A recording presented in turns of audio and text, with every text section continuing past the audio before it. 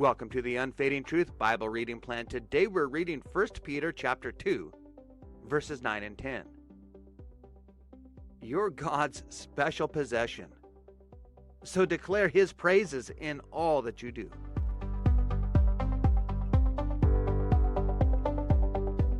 First Peter chapter 1, let's read the first couple of verses here, and then we're going to drop down to chapter 2 and read verses 9 and 10. So starting here at the beginning of Peter's letter, he addresses it this way. Peter, an apostle of Jesus Christ, to God's elect, exiles scattered throughout the provinces of Pontus, Galatia, Cappadocia, Asia, and Bithynia, who have been chosen according to the foreknowledge of God the Father, through the sanctifying work of the Spirit, to be obedient to Jesus Christ and sprinkled with His blood. Grace and peace be yours in abundance. Now down to chapter 2, verse 9. You are a chosen people, a royal priesthood, a holy nation, God's special possession, so that you may declare the praises of Him who called you out of the darkness and into His wonderful light. Once you were not a people, but now you are the people of God. Once you had not received mercy, but now you have received mercy.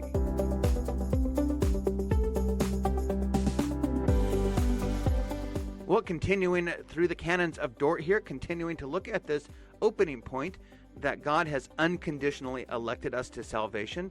Today we're looking at article number 10 of this first point, understanding that God's election, His choice of us, was based on His good pleasure. The canons say that the cause of our undeserved election is exclusively the good pleasure of God.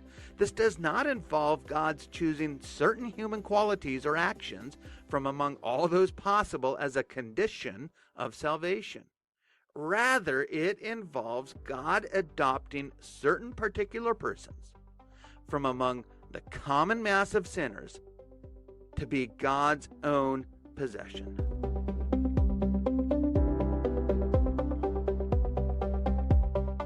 Well, you can tell quite a bit about a New Testament epistle.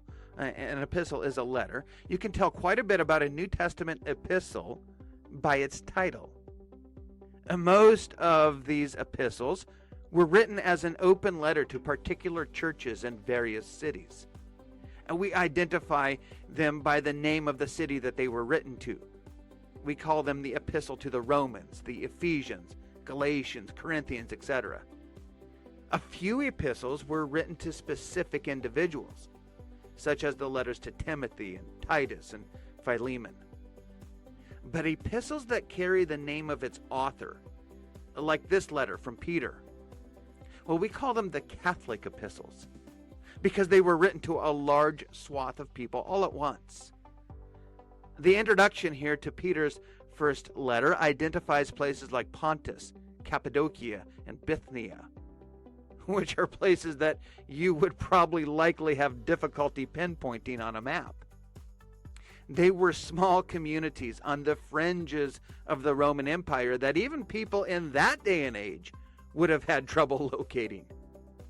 Not only does Peter address these backwoods places, but he refers to the original recipients as being scattered exiles.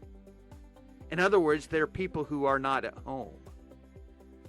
So it's all the more remarkable the way that Peter refers to them and now to us in chapter 2. In Christ, these otherwise insignificant exiles, well, they're a chosen people, a royal priesthood, and a holy nation. Those who have been chosen according to the foreknowledge of God the Father, well, we undergo a massive identity shift. It doesn't matter who you used to be, or where you came from, or what your social status was before. You see, once you were not a people, but now you are the people of God. Let's dig a little bit deeper. Think of all of the amazing things that God has created, not only here on earth, but all throughout our vast universe. Out of all those things, you are God's special possession. Literally translated, you are the best thing that God has made. And as God's prized possession, God has a very specific purpose that He's designed and redeemed you to fulfill.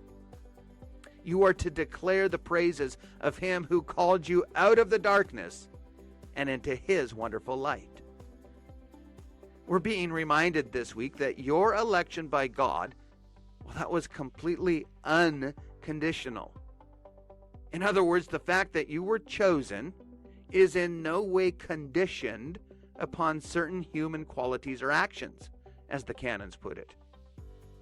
But once again, we also see that although God did not base His choice of you on your own qualities or actions, God does have certain expectations for you as the recipient of His unmerited grace and favor. Be sure, then, that in all of your activities, words, and deeds, that you are declaring the praises of the one who chose you to belong to Him. Well, as you pray today, use the AAA prayer pattern. That's where you begin your prayer by acknowledging who God is. Today, open your prayer to our Father, who chose you to be His special possession. Then as you pray, go on to align your life with God's will. Pray that your life as an exile in this world will declare the praise of the triune God who saved you. Then you can ask God for what it is that you need. Remember, everything else that you hear today will fade away, but the word of the Lord is unfading truth.